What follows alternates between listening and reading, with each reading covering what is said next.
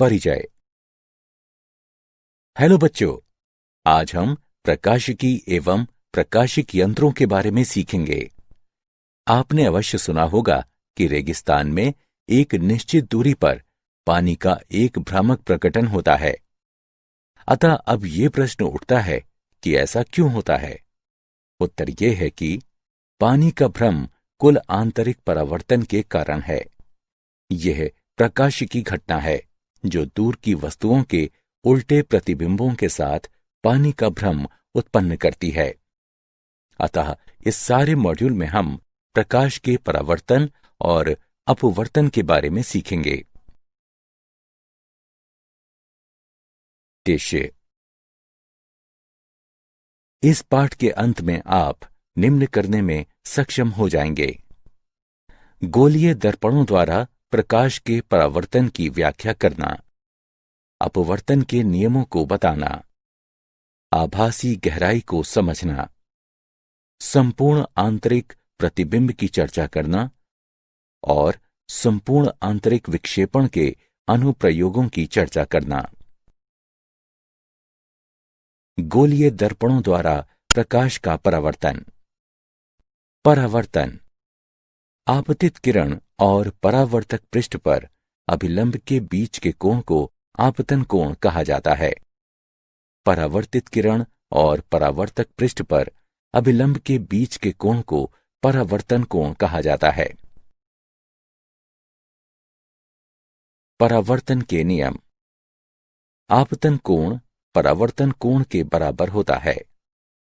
आपतित किरण, परावर्तित किरण और पृष्ठ अभिलंब एक ही समतल पर अवस्थित रहती हैं। परावर्तक पृष्ठ समतल या वक्र हो, यह नियम प्रत्येक बिंदु पर लागू होता है। गोलीय दर्पण। गोलीय सतह के एक भाग से बने दर्पण को गोलीय दर्पण कहा जाता है। दो प्रकार के गोलीय दर्पण होते हैं: अवतल दर्पण और उत्तल दर्पण। गोलीय दर्पण जिसमें प्रकाश इसके अंदर अवतल सतह से परावर्तित होता है, उसे अवतल दर्पण कहा जाता है। गोलीय दर्पण जिसमें प्रकाश इसके बाहरी उत्तल सतह से परावर्तित होता है, उसे उत्तल दर्पण कहा जाता है। गोलीय दर्पण की त्रिज्या r वक्रता की होती है और इसकी वक्रता का केंद्र बिंदु C पर स्थित होती है। एक गोलीय दर्पण के ज्यामितीय केंद्र P को ध्रुव कहा जाता है। ध्रुव और गोलीय दर्पण के वक्रता के केंद्र को जोड़ने वाली रेखा को मुख्य अक्ष कहा जाता है। चिन्ह परिपाटी। आपतित किरण की दिशा में नापी गई दूरियों को धनात्मक माना जाता है और जिनको विपरीत नापा जाता है उनको ऋणात्मक माना जाता है। ऊपर की ओर मापित ऊंचाइयों को धनात्मक और अधोमुखी मापित को ऋणात्मक माना जाता है। गोलीय दर्पणों की फोकल दूरी। जो किरणें एक गोलीय दर्पण के मुख्य अक्ष के निकट गमन करती हैं और इसके साथ छोटे कोण बनाती हैं, उनको पैराऑक्सियल यानी उपाक्षीय किरणें कहा जाता है। बिंदु F को दर्पण का मुख्य फोकस कहा जाता है। ध्रुव और फोकस के बीच FP दूरी को गोलीय दर्पण की फोकल दूरी कहा जाता है, जिसको F द्वारा निरूपित किया जाता है। फोकल दूरी और वक्रता त्रिज्या के बीच संबंध। अवतल दर्पण द्वारा बनाए गए प्रतिबिंब। जब वस्तु बिंदु C से परे है तो प्रतिबिंब होगा C और F के बीच में, वास्तविक और उल्टा, वस्तु से छोटा। जब वस्तु बिंदु C पर है तो प्रतिबिंब होगा C पर, वास्तविक और उल्टा, ऊंचाई में उतना ही जितनी की वस्तु है।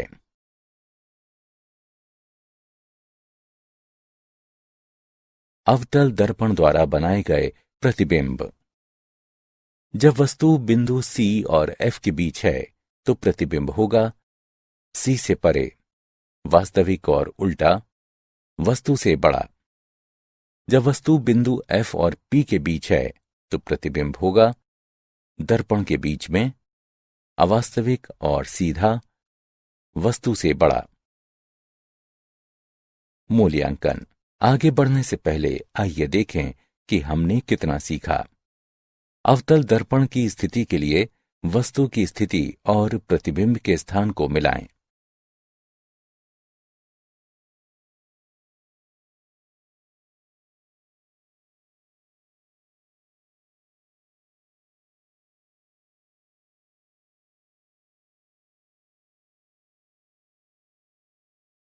दर्पण समीकरण। दिया गया चित्र एक वस्तु ए बी और उसके प्रतिबिंब ए डैश बी डैश को दर्शाता है, जो फोकल दूरी F के अवतल दर्पण से बना है। MP पैराएक्सियल किरणों के लिए CP पर एक सीधी रेखा को लंब रूप में लिया जा सकता है। तब दो समकोणीय त्रिकोण A dash B dash F और MVF एक समान हैं, ताकि A डैश B डैश बटे MP बराबर B डैश F बटे FP बराबर B डैश P घटा FP बटे FP। चूंकि MP बराबर AB, तो हम लिख सकते हैं A डैश B डैश बटे AB बराबर B डैश P घटा FP बटे FP। इसका एक नाम रखें। चूंकि कोण APB बराबर कोण A डैश PB डैश समकोणीय कोण ABP और A dash B dash P भी एक समान हैं, ताकि A डैश B डैश बटे AB बराबर B डैश P बटे BP। इसका दो नाम रखें। समीकरण 1 और 2 की तुलना करने से हम पाते हैं B डैश P घटा FP बटे FP बराबर B डैश P बटे BP। इसका नाम 3 रखें। चिन्ह परिपाटी को लागू करने पर हमको मिलता है वस्तुओं की दूरी BP बराबर घटा U, प्रतिबिंब की दूरी B डैश P बराबर घटा V, फोकल दूरी FP बराबर घटा F। इसलिए समीकरण 3 को घटा V घटा का घटा F बटे घटा F बराबर घटा V बटे घटा U तक कम किया जा सकता है, या 1 बटे V जमा 1 बटे U बराबर 1 बटे F। इस समीकरण को दर्पण समीकरण के रूप में जाना जाता है। रैखिक आवर्धन M। वस्तु h की ऊंचाई के साथ प्रतिबिंब h डैश की ऊंचाई का अनुपात m बराबर h डैश बटे h। दिए गए प्रतिबिंब के लिए रैखिक आवर्धन घटा v बटे u है। उदाहरण। 10 सेंटीमीटर के एक अवतल दर्पण के सामने एक वस्तु को रखा गया है। अगर इसका प्रतिबिंब दर्पण के सामने 20 सेंटीमीटर की दूरी पर है, तो वस्तु की स्थिति क्या होनी चाहिए? हल। दिया गया है F बराबर घटा 10 सेंटीमीटर, V बराबर घटा 20 सेंटीमीटर। 1 बटे V जमा 1 बटे U बराबर 1 बटे F। 1 बटे U बराबर 1 बटे F घटा 1 बटे V। 1 बटे U बराबर 1 बटे घटा 10 घटा 1 बटे घटा 20। इसका तात्पर्य है 1 बटे U बराबर घटा 1 बटे 10 जमा 1 बटे 20। 1 बटे U बराबर घटा 2 जमा 1 बटे 20। U बराबर घटा 20 सेंटीमीटर, यानी कि दर्पण के सामने वस्तु को 20 सेंटीमीटर की दूरी पर होना चाहिए। अपवर्तन।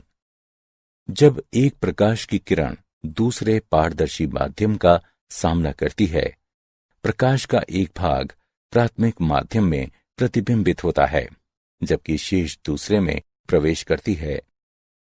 एक माध्यम में प्रकाश की एक किरण की दिशा में बदलाव की परिघटना जब ये दूसरे माध्यम में तिरछे प्रवेश करती है, तो उसे अपवर्तन कहा जाता है। अपवर्तित किरण के बीच में और सामान्य अपवर्ती पृष्ठ के बीच में के कोण R को परावर्त का कोण कहा जाता है। अपवर्तन के नियम। अपवर्तन के नियम। आपतित किरण, अपवर्तित किरण और पृष्ठ अभिलंब एक ही समतल में होते हैं। आपतन कोण I के साइन का अनुपात और अपवर्तन कोण R का साइन माध्यम के एक दिए गए जोड़े के लिए स्थिरांक है। इस नियम को स्नेल का नियम कहते हैं। गणितानुसार स्नेल का नियम देता है साइन I बटे साइन R बराबर n21, जहां n21 स्थिरांक है। इसको माध्यम 1 के संबंध में माध्यम 2 का अपवर्तनांक कहा जाता है। अगर n21 बड़ा है 1 से तो अपवर्तित किरण अभिलंब की ओर झुक जाती है। अगर n21 छोटा है 1 से तो परावर्तित किरण अभिलंब से दूर झुकती है। एक माध्यम का अपवर्तनांक जितना ऊंचा होगा, प्रकाशिकीय स्तर पर वो उतना ही घना होगा। आभासी गहराई। अपवर्तन के कारण वस्तु दूसरे माध्यम जैसे पानी में उठती हुई मालूम होती है।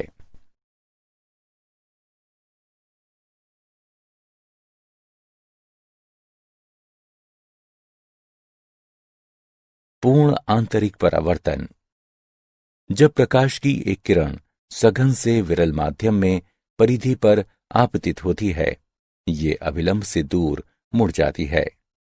आपतन कोण में बढ़ोतरी के साथ अपवर्तन कोण बढ़ता है। सघन माध्यम में किसी निश्चित आपतन कोण के लिए विरल माध्यम में तत्संबंधी अपवर्तन कोण 90 डिग्री होता है। इस विशेष आपतन कोण जिसके लिए तत्संबंधी अपवर्तन कोण 90 डिग्री है, इसको एक क्रांतिक कोण कहा जाता है, जो C द्वारा निरूपित किया जाता है। अगर आपतन कोण क्रांतिक कोण से परे बढ़ता है, परावर्तन के नियमों का पालन करते हुए आपतित किरण सघन माध्यम में वापस आ जाती है। इस परिघटना को पूर्ण आंतरिक परावर्तन कहा जाता है।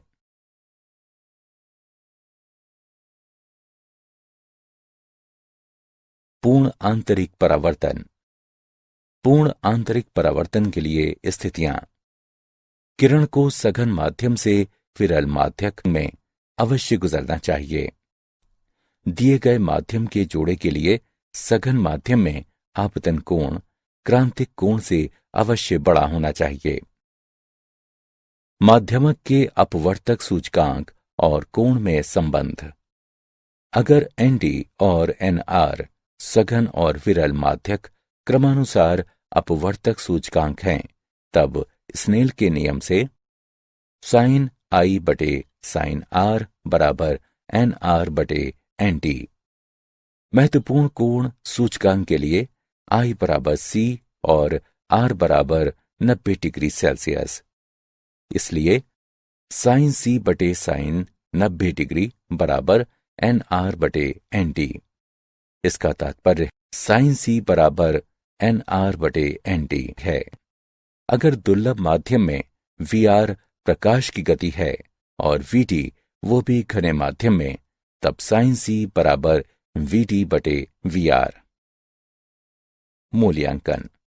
आगे बढ़ने से पहले हमें जानना चाहिए कि आपने कितना सीखा है।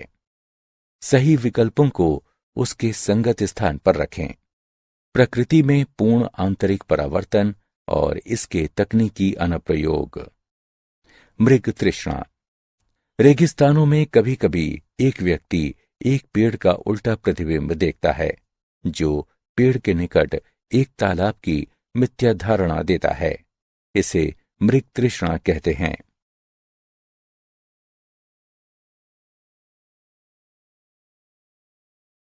हीरों की जगमगाहट।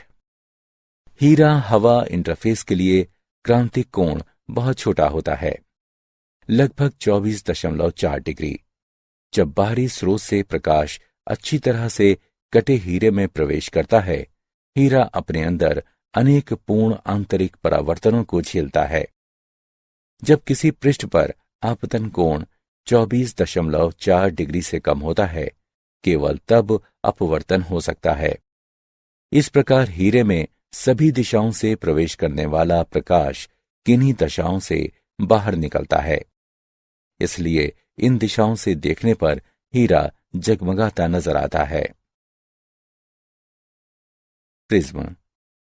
जब किसी प्रिज्म के अपवर्ती पृष्ठ पर एक किरण अभिलंब रूप में आपतित होती है, वो बिना मुड़े गुजरती है और कांच इंटरफेस पर 45 डिग्री के कोण पर आपतित होती है, जो 42 डिग्री के क्रांतिक कोण से बड़ा होता है, और इस प्रकार पूर्ण आंतरिक परावर्तन होता है। एक पूर्ण परावर्ती प्रिज्म को प्रयोग किया जा सकता है। किरणों को 90 डिग्री से विचलित करने हेतु 180 डिग्री विचलित करने हेतु बिना किसी प्रकार विचलित किए हुए उल्टे प्रतिबिंब को सीधा करने हेतु प्रकाशिकी फाइबर तंतु। एक प्रकाशिकी फाइबर पूर्ण आंतरिक परावर्तन युक्ति है, जिसके द्वारा एक प्रकाश संकेतों को एक स्थान से दूसरे को ऊर्जा की नगण्य हानि के साथ संचारित किया जा सकता है।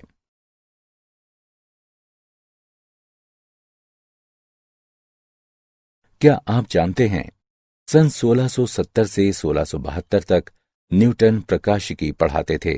इस दौरान उन्होंने प्रकाश के अपवर्तन और प्रकाश के परावर्तन की खोजबीन की।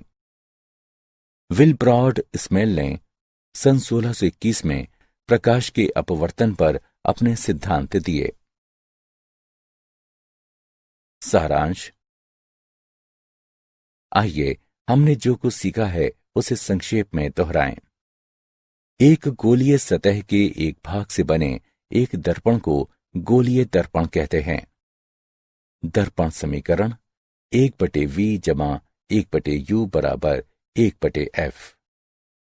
एक माध्यम से प्रकाश की एक किरण की दिशा में बदलाव की घटना जब ये दूसरे माध्यम में त्रियक प्रवेश करती है, इस घटना को अपवर्तन कहा जाता है।